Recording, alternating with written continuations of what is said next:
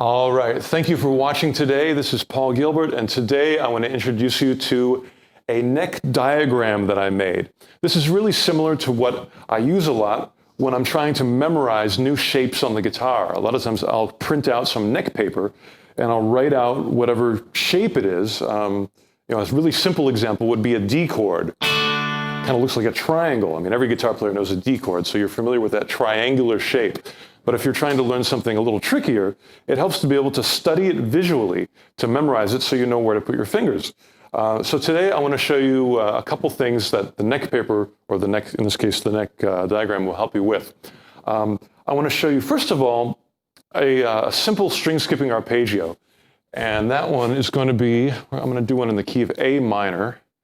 It's going to look like this. We're going to have an A on the D string. There, that represents where you put your finger. Then we're going to put the third there, the fifth there. We're not going to use the B string, and we're going to go up here to the A and the C. So I don't know, that sort of looks like maybe it's a rhombus. But it doesn't matter what it looks like. You just have to memorize that shape. Here are the notes. And you can use a lot of hammer-on and pull-off techniques because it's 2 notes per string. And you have that one on the bottom.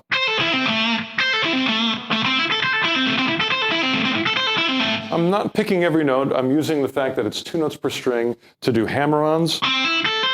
Only picking the first note, hammering on the second.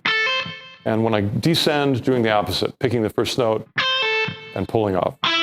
That makes it much easier. You know, if you have to pick everything, you got to jump over that B string each time. But if you do hammer-ons and pull-offs, it makes the picking a whole lot easier. And I think it makes the sound of it smoother as well.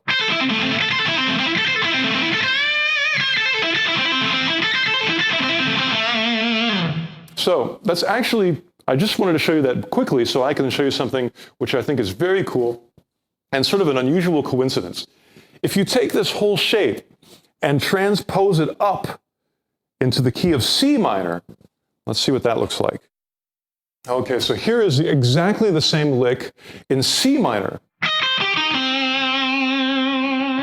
Now the reason that I put it up here is one day I decided I wanted to explore the entire neck and find every single place I could possibly bend a cool note in the key of A.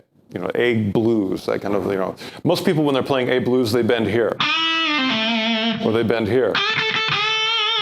Or maybe they bend,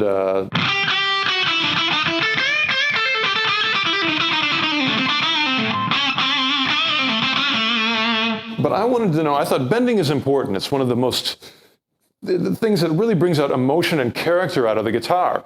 So I don't want to be limited to that position. I want to be able to bend everywhere. And as I was searching for the places to bend, I realized that in the key of A, this C minor triad lick, if you bend each string,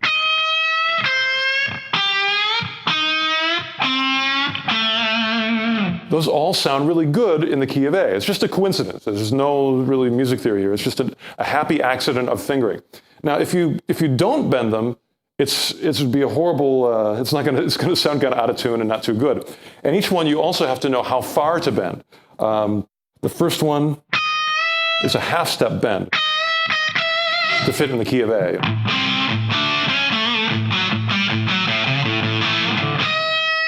The next one is also kind of a half-step bend, or even less, like it's just like a quarter bend even.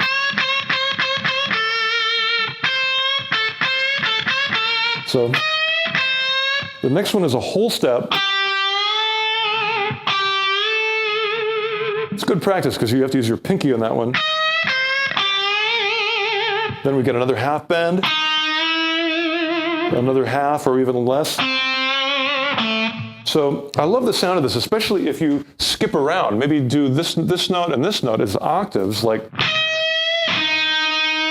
then maybe this one and this one. So you'd be like, and then go back to your typical ones in fifth position.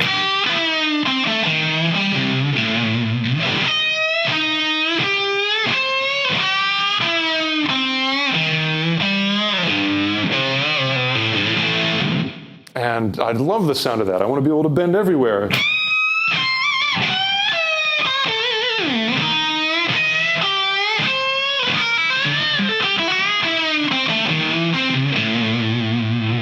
So please explore the neck and find as many places as possible where you can bend. Sometimes it's even cool to pick a purposefully bad note, a note that you know does not fit in the scale, and bend it until it does. For example, maybe one of the worst notes you could pick in the key of A would be B flat. That one in a blues kind of sound is going to be really ugly. So don't stay on it long. Just immediately bend it,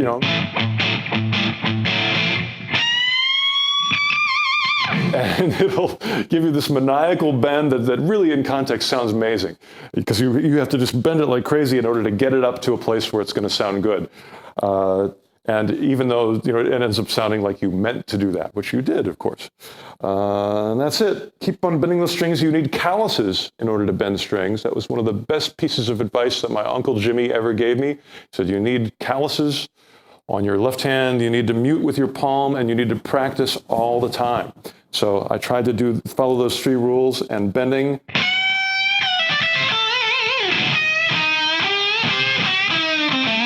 is one of the most important. And of course, this is also useful